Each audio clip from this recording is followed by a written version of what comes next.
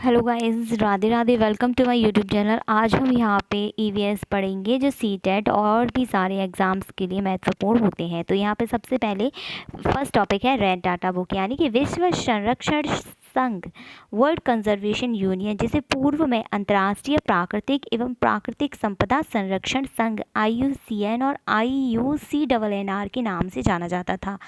IUCN का पूरा नाम अंतर्राष्ट्रीय प्राकृतिक संरक्षण संघ यानी कि international union for conservation nature होता है। IUCN एक सूची जारी करता है जिसे रेड डाटा बुक के नाम से जाना जाता है, जिसमें संकटापन्न जीवों की प्रजातियों के प्रकार तथा उन प्रजातियों का वर्णन किया जाता है जो कि विलोपन के खतरे से गुजर रही हैं। रेड डाटा बुक में प्रकाशित जातियों को थ्रेटेंड जाति के नाम से जाना जाता है, यानी कि थ्रेटेंड स्पीसीज के नाम से जाना जाता है। IUCN के 3 वर्ग संकटापन्न और वल्नरेबल और रेयर, यानी कि संकटापन्न एंडेंजर्ड, शुभोदय वल्नरेबल और दुर्बल रेयर, ये तीनों के नाम से इनको जाना जाता है। प्रजातियां हैं इसमें।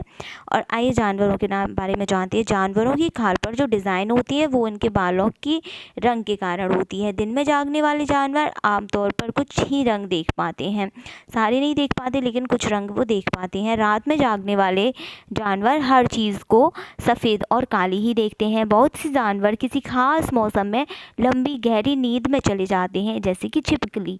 कुछ जानवर तूफान या भूकंप आने के कुछ समय पहले अजीब हरकतें करने लगते हैं, जैसे कि जंगलों जिससे कि क्या होता है, जंगलों में रहने वाले लोग समझ जाते हैं कि कुछ बुरा होने वाला है।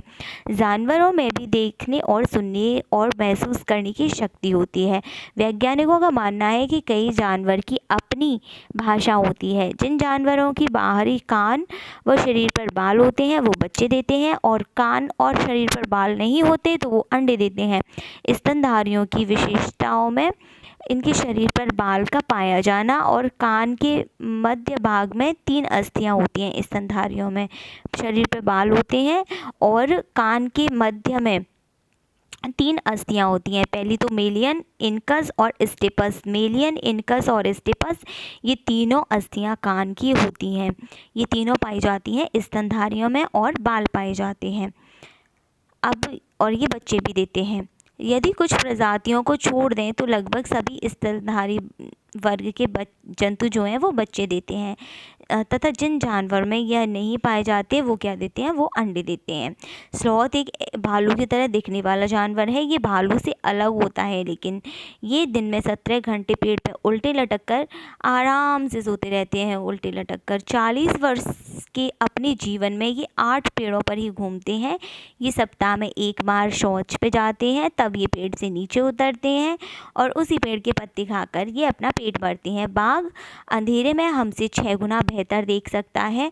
बाघ की मूंछ हवा में हुए कंपन को भाप लेती है, जिससे उसे शिकार की सही स्थिति का पता चल जाता है और इससे वो अंधेरे में रास्ता ढूंढ लेता है। बाघ अपने इलाके में मूत्र करके गंध छोड़ता है। अपने इलाके में क्या करता है, ये मूत्र देता है और उसे अपनी गंध छोड़ता है। दूसरा बाघ इस गंध को तुरंत पहचान लेता है। इस बाघ मौके के अनुसार अपनी आवाज़ बदलता है और अपनी आवाज़ को वो बदलता रहता है मौके के अनुसार। बाघ का गुर्राना 3 किलोमीटर दूर तक सुना जाता है। जब बाघ घुर्राता है तो वो 3 किलोमीटर दूर भी आप उसको सुन सकते हो। बाघ के दोनों कान बाहर की आवाज़ इकट्ठा करने के लिए अलग अलग दिशाओं में बहुत ज़्यादा घूम भी जाते हैं। अलग अलग दिशाओं में घूम जाएंगे उसके कान हवा को कलेक्ट करने के लिए, कान के बाहरी आवाज़ को कलेक्ट करने के लिए। बाघ हवा में पत्तों के हिलने पर शिकार की झाड़ियों में हिलने से हुई आवाज़ के अंतर को तुरंत भांप लेता है। कोई पत्ता भी हिले तो भी वो शिकार करने के लिए तैयार रहता है, उसे पहचान लेता है। हाथी को पानी और कीचड़ में खेलना बहुत पसंद होता है। हाथी इसके शरीर को क्या मिलती है, ठंडक मिलती है पानी और कीचड़ को खेलने से। हाथी के कान पंख जैसे होते हैं। पंखे जैसे होते हैं। कैसे होते हैं हाथी के कान पंखे जैसे। गर्मी लगने पर हाथी अपने कान को हिलाकर ही खुद की हवा कर लेते हैं। 3 महीने का हाथी 200 ग्राम वजन होता है। 3 महीने के हाथी में 200 किलोग्राम। और एक बड़ा हाथी दिन में 100 किलोग्राम से ज़्यादा पत्ते और झाड़ियाँ खा लेता है। हाथी बहुत कम आराम करता है, एक दिन में केवल 2 से 4 घंटे ही सोता है। हाथी परेशानी आने पर एक दूसरे की मदद करते हैं। इस झुंड में 10 या 12 हथनी और बाकी बच्चे होते हैं। झुंड की सबसे बुजुर्ग हथनी ही पूरे झुंड की नेता होती है। इस झुंड में 10 या 12 हथनी और बाकी बच्चे होते हैं। 14 से 15 साल तक हाथी इस झुंड में रहता है, फिर झुंड को छोड़कर चला जाता है हाथी जो है। लंगूर, इसमें क्या होता है, लंगूर के जानवर के बारे में देखें तो जंगल में ऊंचे पेड़ पर बैठा लंगूर अपने पास आती मुसीबतों को देखकर एक खास आवाज़ निकाल कर अपने साथियों को संदेश देता है, उन्हें चौकन्ना कर देता है। मगरमच्छ के छोटे छेद जैसे कान होते हैं। मगरमच्छ के कान कैसे होते हैं, छोटे छेद जैसे कान होते हैं, लेकिन आसानी से दिखाई नहीं देते। छिपकली के भी छोटे छेद जैसे कान होते हैं। मछलियाँ खतरों की चेतावनी एक दूसरे को बिजली तरंगों से देती हैं। बिजली तरंगों से कौन देता है चेतावनी? खतरे की मछलियाँ देती हैं। डॉल्फिन भी अलग अलग तरह की आवाज़ निकालती है और एक दूसरे से बात करती है। गिलहरी के दांत हमेशा बढ़ते रहते हैं। दांतों से काटने और कुतरने के कारण इनके दांत पिस जाते हैं, छोटे हो जाते हैं, इसलिए ये कुतरती रहती हैं।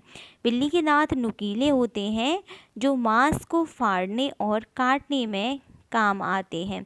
गाय के आगे के दांत पत्तों को काटने के लिए होते हैं। पीछे के दांत चपटे और बड़े होते हैं, जो घास चबाने के लिए होते हैं। सांप के बारे में बात करें, हमारे देश में केवल 4 तरह के ही जहरीले सांप हैं। इनका नाम है नाग, करैत, डुबोया तथा अफाई। नाम, करैत, डुबोया, अफाई, ये 4 जहरीले सांप हैं। जब किसी को सांप काटता है तो उसके 2 खोखले जहर वाले दांत उस व्यक्ति के शरीर पर जहर चला जाता है। इस जहर से बचने के लिए उस व्यक्ति को सीरम नाम की दवाई दी जाती है, जो सांप के जहर से ही बनाई जाती है। सीरम नाम की दवाई। सांप के दांत नुकीले होते हैं, लेकिन वह अपने शिकार को चबाकर नहीं खाता, बल्कि पूरा निगल जाता है। सांप के बाहरी कान नहीं होते, वह ज़मीन पर हुए कंपन को ही सुन पाता है। सपेरों को कालबेलिया के नाम से भी जाना जाता है। कालबेलिया नाच में सांप जैसी मुद्राएं होती हैं।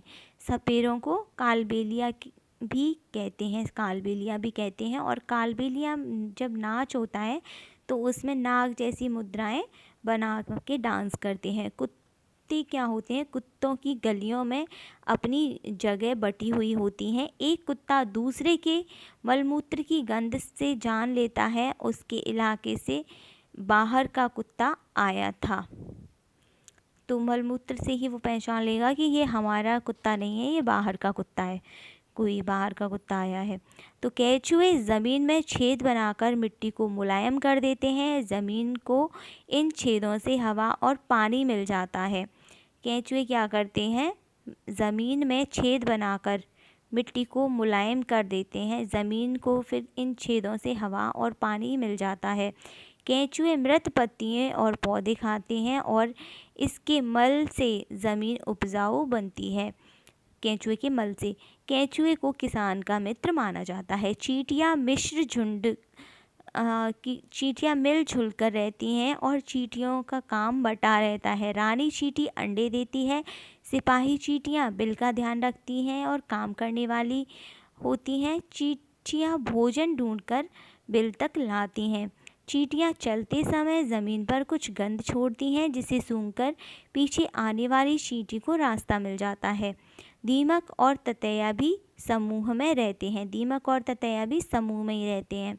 मच्छर हमारे शरीर की गंध खासकर पैरों के तलवे, इसकी गंध को हमारे शरीर से हमें ढूंढ लेते हैं। मच्छर पानी में अंडे देते हैं। किस में देते हैं मच्छर अंडे? पानी में। तो पानी नहीं होगा ज़्यादा इकट्ठा, तो वहाँ पे मच्छर नहीं पनपेंगे। डेंगू, मलेरिया, चिकनगुनिया बीमारी जो है मच्छर के द्वारा फैलती है। Dengue, malaria, chikungunya. Dengue, malaria, chikungunya मच्छर से फैलती है। रुके हुए पानी में या इकट्ठे हुए पानी में मलेरिया के मच्छर पैदा होते हैं, इसलिए मच्छर के प्रजनन को रोकने के लिए पानी में तेल डालना उचित रहता है, जिससे पानी का पृष्ठ तनाव कम हो जाता है और ऑक्सीजन की आपूर्ति जो है वो उसमें रुक जाती है, जिससे मच्छर का लार्वा जो है मर जाता है। रेशम का कीड़ा। रेशम का कीड़ा अपनी मादा को उसकी गंध से कई किलोमीटर की दूर से ही पहचान लेता है। चूहा की देखने की क्षमता कम होती है। चूहा ज़्यादा नहीं देख पाता, देखने की क्षमता कम होती है, लेकिन इनके सूंघने, छूने और टेस्ट करने की क्षमता अधिक होती है।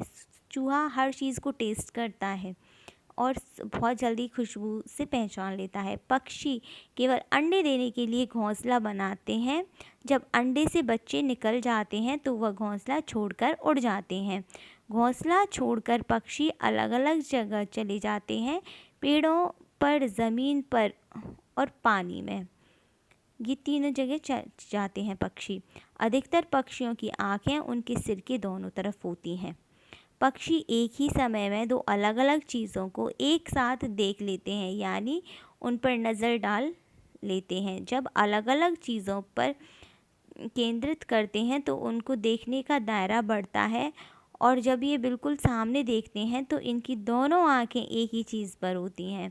ज़्यादातर पक्षी की आँखों की पुतली घूम नहीं सकती, वह अपनी गर्दन घुमाकर आसपास देखते हैं। पक्षियों के पंख उन्हें उड़ने में मदद करते हैं और उन्हें गर्माहट भी देते हैं। उनके नए पंख आते रहते हैं और पुराने पंख झड़ते रहते हैं। कुछ पक्षी अलग अलग खतरों के लिए अलग अलग आवाज़ें निकालते हैं। जैसे उड़कर आने वाले दुश्मन के लिए एक तरह की आवाज़ और ज़मीन पर चलकर आने वाले के लिए दूसरी तरह की आवाज़ होती है। पक्षियों के कान दिखते नहीं हैं, लेकिन इनके सर के दोनों तरफ छोटे छोटे छेद हैं जो पंखों से ढके रहते हैं। पक्षी इन्हीं की मदद से सुनते हैं। बसंत गौरी यह गर्मियों में टुक टुक करती रहती है। गर्मियों में क्या करती है बसंत गौरी? टुक टुक करती रहती है। पेड़ के तने में गहरा छेद बनाकर उसमें अंडे देती है। पेड़ के तने में। शक्करखोरा किसी छोटे पेड़ या झाड़ी की डाली पर अपना लटकता हुआ घोंसला बनाते हैं। इसका घोंसला बाल, मकड़ी के जाले और पतली टहनियाँ, बारीक घास, सूखे पत्ते, रुई, पेड़ की छाल और टुकड़े कपड़ों की चिथड़ों से बना हुआ होता है शक्करखोरा का घोंसला। दर्जन चिड़िया ये क्या करती है? पत्तों को सी लेती है, दर्जी बन जाती है, खुद ही थैली सी बना लेती है और उसी में अंडे देती है दर्जन चिड़िया।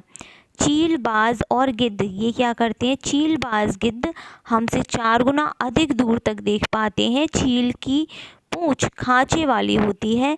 गिद्ध मरे हुए जानवर को खाकर जगह साफ कर देते हैं और आकाश में ऊंचाई पर उड़ते हैं गिद्ध। नीरवीवर पक्षी अपने घोंसले बनाते हैं। मादा वीवर क्या करती है? उन सभी घोंसलों को देखती है कि कौन सा कैसा घोंसला है, फिर उनमें से जो घोंसला उसे ज़्यादा पसंद आता है उसी में अपने अंडे डालती है नीरवीवर पक्षी। फाख्ता कैक्टस कांटों के बीच या मेहंदी की मेड़ पर अपना घोंसला बनाती है। फाख्ता।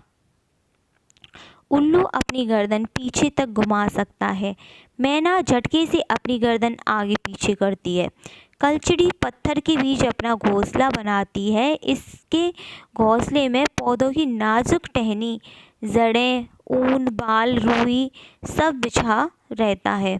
यह छोटे छोटे कीड़े खाती है। कलचड़ी छोटे छोटे कीड़े भी खाती है ये कलचड़ी। इसकी चोंच अंदर से लाल होती है। कलचड़ी की चोंच अंदर से लाल होती है। कौवे के घोंसले में लोहे के तार और लकड़ी की टहनियाँ जैसी चीज़ें भी होती हैं। कौवे के घोंसले में पूछेंगे कि कौवे के घोंसले में क्या होता है, तो लोहे के तार होते हैं कौवे के घोंसले में और लकड़ी की टहनियाँ जैसी चीज़ें मिलती हैं। कौवे पेड़ की ऊंची डाल पे, सबसे ऊंची डाल पे घोंसला बनाता है। कोयल अपना घोंसला नहीं बनाती, वह कौवे के घोंसले में अंडे देती है। कौवा अपने अंडों के साथ साथ कोयल के अंडों को भी सेता है। गौरैया गौरैया अलमारी के ऊपर आईने के पीछे अपना घोंसला बनाती है। कबूतर पुराने मकान या खंडहर में घोंसला बनाते हैं। भारत के प्रमुख वन्यजीव अभयारण्य एवं उद्यान जो है वो जिम कॉर्बेट राष्ट्रीय उद्यान उत्तराखंड का है। प्रमुख वन्यजीव अभयारण्य और उद्यान, तो ये जिम कॉर्बेट राष्ट्रीय उद्यान है जो उत्तराखंड का है। जिम कॉर्बेट राष्ट्रीय उद्यान भारत का सबसे पुराना राष्ट्रीय उद्यान है, जहाँ बाघों को आबादी बहुत अधिक है। बाघों की आबादी यहाँ पे बहुत अधिक है जिम कॉर्बेट राष्ट्रीय उद्यान में। गिर राष्ट्रीय उद्यान गुजरात का है। गिर वन संरक्षित क्षेत्र की स्थापना 1913 में एशियाई सिंहों के बचे हुए सबसे बड़े समूह को संरक्षण प्रदान करने के लिए की गई थी। गिर वन राष्ट्रीय उद्यान भारत संरक्षित क्षेत्र है जो एशियाई बब्बर शेर के लिए विश्व प्रसिद्ध है। दुधवा राष्ट्रीय उद्यान उत्तर प्रदेश में, यह उत्तर प्रदेश का सबसे बड़ा एवं समृद्ध जैव विविधता वाला क्षेत्र है। यह राष्ट्रीय उद्यान बाघों और बारहसिंघा के लिए विश्व प्रसिद्ध है। राष्ट्रीय उद्यान बाघ और बारहसिंघा के लिए विश्व प्रसिद्ध है। दुधवा राष्ट्रीय उद्यान। बांदीपुर राष्ट्रीय उद्यान कर्नाटक में है। यह भारत का सबसे बड़ा जीव मंडल बायोस्फीयर रिजर्व माना जाता है। बांदीपुर राष्ट्रीय उद्यान कर्नाटक का सबसे बड़ा बायोस्फीयर रिजर्व है। यह प्रोजेक्ट टाइगर के तहत सन 1973 में एक टाइगर रिजर्व के रूप में स्थापित किया गया। काजीरंगा राष्ट्रीय उद्यान असम में है। एक सींग वाले गैंडे की सबसे अधिक आबादी के लिए प्रसिद्ध है काजीरंगा राष्ट्रीय उद्यान। इस राष्ट्रीय पार्क को 1985 में विश्व विरासत स्थल के रूप में घोषित किया गया है। इस पार्क को भारतीय बाघों का घर भी कहा जाता है। भारतीय बाघों का घर काजीरंगा राष्ट्रीय उद्यान। बांधवगढ़ राष्ट्रीय उद्यान मध्य प्रदेश में। बांधवगढ़ अभयारण्य मध्य प्रदेश का सबसे प्रसिद्ध राष्ट्रीय उद्यान में से एक है। इसे 1968 में राष्ट्रीय उद्यान घोषित किया गया था। बांधवगढ़ अभयारण्य बाघी के लिए प्रसिद्ध है। देश में सबसे छोटा राष्ट्रीय park south button Andaman Nicobar में है। देश में सबसे बड़ा राष्ट्रीय पार्क हिमिस लद्दाख में है। यह भारत में सबसे अधिक ऊंचाई पर स्थित राष्ट्रीय उद्यान है। हिमिस पहला बाघ अभयारण्य सरिस्का है जो राजस्थान में है। पहला बाघ अभयारण्य कहाँ पे? सरिस्का में, जो राजस्थान में है। भारत में सबसे ज़्यादा राष्ट्रीय उद्यान मध्य प्रदेश में है। देश का सबसे बड़ा अभयारण्य नागार्जुन सागर है जो आंध्र प्रदेश में है। विश्व का एकमात्र तैरता हुआ राष्ट्रीय पार्क कैबुल लामजाओ तैरता हुआ राष्ट्रीय पार्क है, राष्ट्रीय उद्यान है जो मणिपुर में है। भारत में सबसे ज़्यादा वन्यजीव अभयारण्य अंडमान निकोबार में है। नेक्स्ट देखेंगे निपेंथिस। निपेंथिस नामक पौधा इंडोनेशिया, ऑस्ट्रेलिया और भारत के मेघालय में पाया जाता है। यह पौधा कीड़े मकोड़े और छोटे जीवों का शिकार करता है। यह पौधा लंबे और घड़े जैसा दिखता है, जिसके ऊपर पत्ती का ढक्कन लगा रहता है और इसमें एक खुशबू निकलती है जिसकी वजह से कीड़े मकोड़े उसके अंदर फंस जाते हैं। निपेंथिस पौधे को घटपर्णी पौधा भी कहा जाता है। बरगद के पेड़ की लटकन उसकी जड़ होती हैं। ये टहनियों से निकलती हैं और बढ़ते बढ़ते बढ़ते ज़मीन के अंदर चली जाती हैं।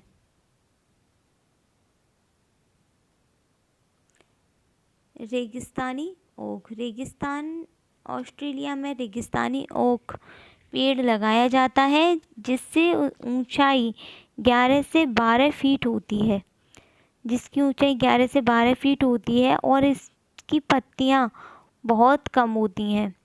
रेगिस्तानी ओक की पत्तियां बिल्कुल कम होंगी। उसकी इसकी